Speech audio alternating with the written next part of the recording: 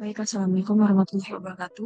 Perkenalkan nama saya Siti Yasmin, saya dari kelas 2 SIB. Di video kali ini akan berisi tentang pertemuan 3 di mata kuliah pemrograman film komputer yang kita udah masuk di CRDS dan React.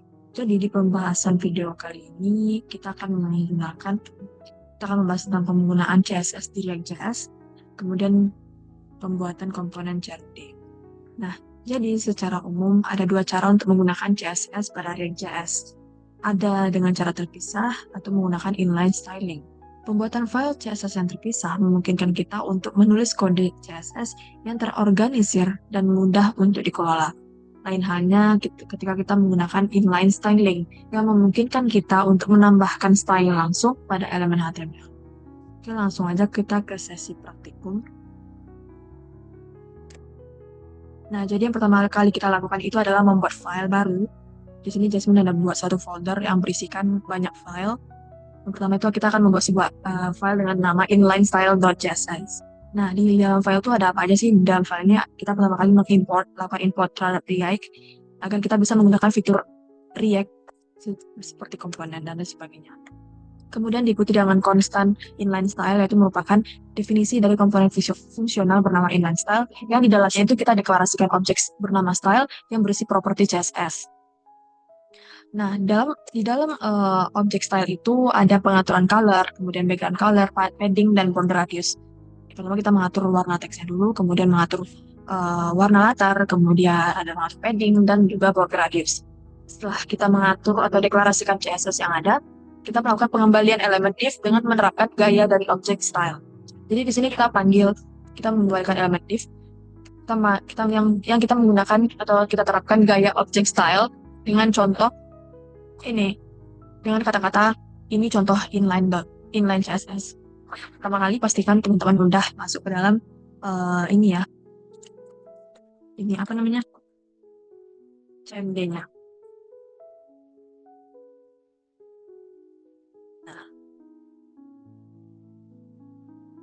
Nah, ini contoh inline CSS.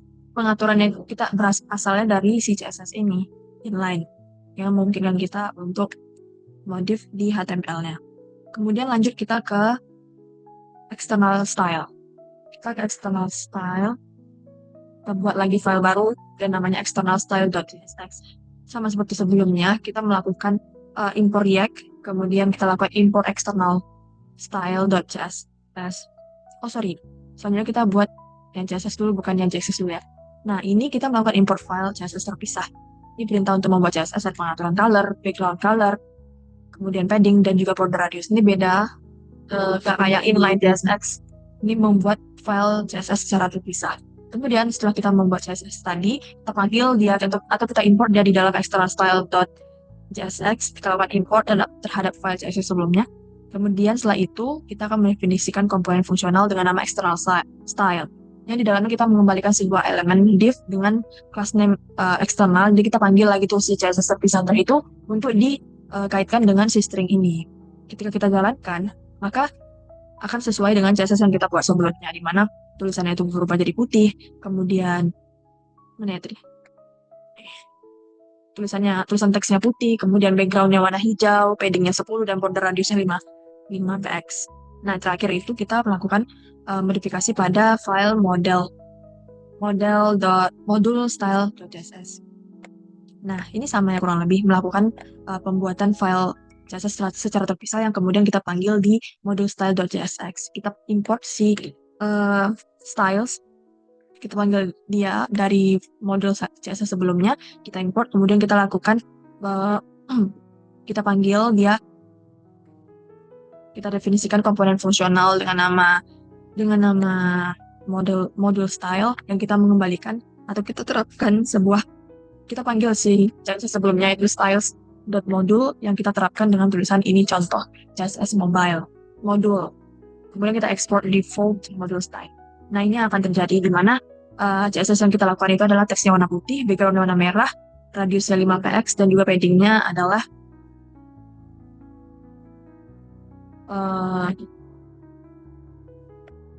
ini ya, paddingnya 10. Nah, kenapa sih kita menyebutnya itu adalah, kita panggil styles dot modul. Kenapa dia modul? Karena di sini kita panggil si CSS-nya di modul. Kita panggil dari dalam JSX. Sama kayak eksternal tadi. Oh, tapi di sini panggil class name ya. Nah, di sini tadi kenapa dia panggil modul?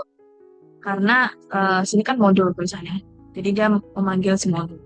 Kemudian kita masuk untuk penggabungan semuanya. Kita gabung dia di dalam app.jsx.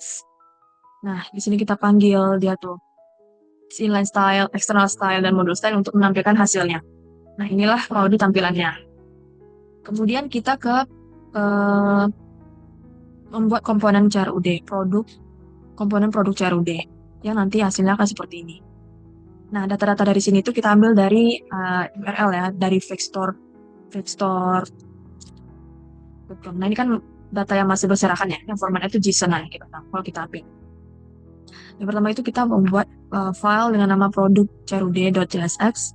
Nah, di sini kita akan melakukan import. Kita akan melakukan import terhadap useState dan juga useEffect. Nah, jadi useState itu digunakan untuk menyimpan state di dalam komponen. Sedangkan useEffect itu digunakan untuk melakukan side effect seperti mengambil data dari API. Jadi useState itu digunakan untuk menyimpan data, sedangkan useEffect itu adalah mengambil data dari API. Nah, setelah itu kita lakukan function. Kita deklarasikan function product management dengan mendeklarasikan komponen yang mana komponen itu akan kita kelola dengan isinya itu daftar produk dengan fitur CRUD. Nah, di sini kita lakukan lagi definisi state, yang diantaranya itu kita akan menyimpan daftar produk, inputan berupa judul, kemudian ada harga, kategori, gambar, rating, deskripsi. Nah, ini tambahan ya untuk list data, maksudnya penjelasan tentang sudah berapa banyak barang itu atau produk itu terjual, dan terakhir adalah menentukan apakah si pengguna sedang mengedit produk. Jika iya, maka jika tidak nol, maka dia sedang mengedit produk. Kalau dia nol, berarti tidak mengedit. Nah, selanjutnya kita melakukan fetch dari data API saat komponen pertama kali dimuat. Kita panggil si useEffect ini, kita jalankan. Nah, si useEffect ini kita jalankan hanya sekali saat komponen pertama kali dirender. Kita ambil datanya dari si vector.api.com/products. Nah, kita ambil dari sana. Kemudian kita formatkan dia dalam bentuk JSON. Kita di sini ngambil format rating dan juga data terjual itu dia ngambil dari ini ya. Kalau kita perhatikan di data ininya, nah di sini ada count berjumlah 120, jadi bisa kita manfaatkan sebagai data berapa banyak produk tersebut sudah terjual. Dan di sini ada rate yang itu merupakan bagian dari tugas juga pada akhir praktikum. Nanti kita jelaskan sehingga tampilannya seperti ini. Oke, kita deskripsikan. Kalau dia agak selain dari rating, kemudian deskripsi tentang berapa banyak produk terjual, di sini kita juga tambahkan kolom berupa deskripsi mengenai produk yang kita jual. Jika si user tidak memberikan deskripsi, maka secara default yang akan terisi adalah tidak ada deskripsi. Kemudian, nah, yang terjual itu kan ngambil data dari count. Begitupun juga dengan rating yang mengambil data dari rate yang sebelumnya dari API. Nah, di sini kita lakukan state products, format data, yaitu memperbarui state dengan data yang sudah diformat. Kemudian kita lakukan handle, membuat sebuah fungsi untuk menambahkan ataupun mengedit produk. Di sini jika harga dan terus sampai dengan deskripsi sudah terisi, maka akan masuk ditampung oleh sini produk. Nah, kalau si edit index itu tidak sama dengan 0, berarti artinya user itu sedang mengedit produk. Yang mana nantinya ketika produk yang sudah diedit itu produk itu berganti dengan data yang baru. Nah, lain halnya ketika ada kondisi si user tidak sedang mengedit, maka produk baru akan ditambahkan. Nah,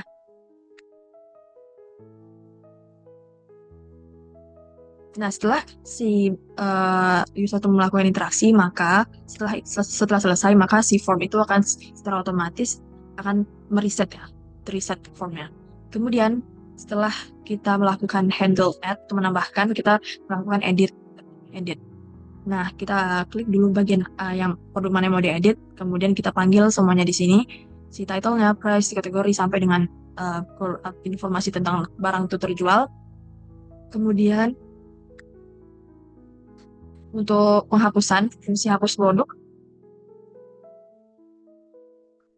di sini saya menambahkan mencari tahu gimana caranya kalau data itu nggak, kalau mau hapus itu nggak langsung terhapus, tapi ada proses konfirmasi apakah benar bahwa produk itu akan dihapus.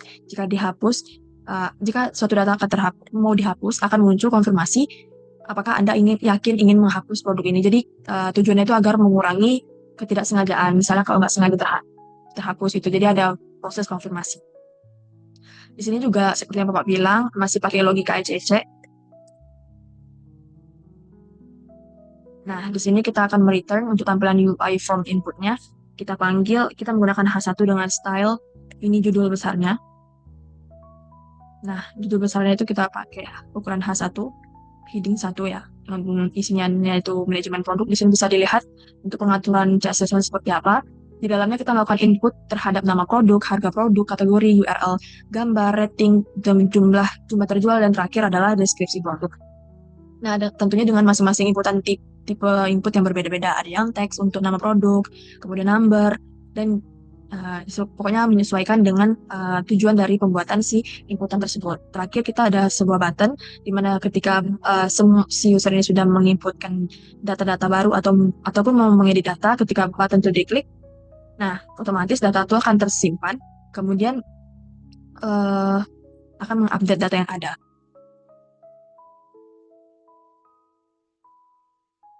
Nah, di sini juga kita akan memberikan sebuah rating. Nah, rating ini juga tadi kayak Yusuf bilang ngambil dari data API yang ada. Jadi kita panggil si kolom rating itu, kemudian di sini tambahin embel-embel bintang biar nampak kayak seakan-akan itu memang betul rating begitu. Nah, kita tambahkan deskripsi rating sama dengan gitu. Begitu pun juga dengan jumlah terjual, kita panggil dia kalau tidak terisi, kalau dia sama dengan 0, maka belum ada penjualan. Defaultnya adalah belum ada penjualan. Kemudian ada kolom deskripsi. Dan kolom deskripsi itu formatnya, tipe datanya kan tadi, tipe inputannya adalah text area, biar bisa user itu mengertikan tentang deskripsinya. Setelah itu kita lakukan pembuatan button untuk masing-masing produk. Ada button edit dan juga hapus. Ketika si button edit itu ditekan, maka akan melakukan fungsi handle edit. Nah, ini untuk pengaturan buttonnya aja ya CSS-nya. Begitupun juga dengan button hapus yang menggunakan fungsi dari handle delete. Nah, kurang lebih hasilnya kan seperti ini. Ini digabung sama yang sebelumnya penerapan file CSS. Nah, kalau misalnya kita lihat di sini, kita ada tampilan ini nama dari barang yang kita jual, kemudian ini deskripsi harganya, ini apanya, title-nya, harga, kemudian kategori. Oh, ini kategorinya, ini rating, ini jumlah terjualnya berapa, yang manggil dari variable count, kemudian ada deskripsi mengenai barang yang kita jual, dan terakhir ada gambar dan juga button dari edit dan juga hapus. Kalau kita edit, maka akan muncul deskripsi tentang produk yang kita klik tadi. Misalnya kita edit dia menjadi 90 gitu harganya. Ketika kita bisa memperhatikan ya, kalau kita mengedit suatu produk, nah otomatis button ini berubah bukan tambah produk, tapi menjadi update produk. Kalau kita tekan update, maka yang sebelumnya jadi 109,95 berubah menjadi 90 ujungnya. Begitupun juga dengan hapus. Kalau kita hapus, nah muncul sebuah notifikasi yang meyakinkan kita untuk menanyakan apakah kita serius untuk menghapus produk ini. Jika kita mengatakan cancel, maka tidak akan terjadi. Lain halnya jika kita mengiyakan, maka yang terjadi adalah produk tersebut yang akan terhapus.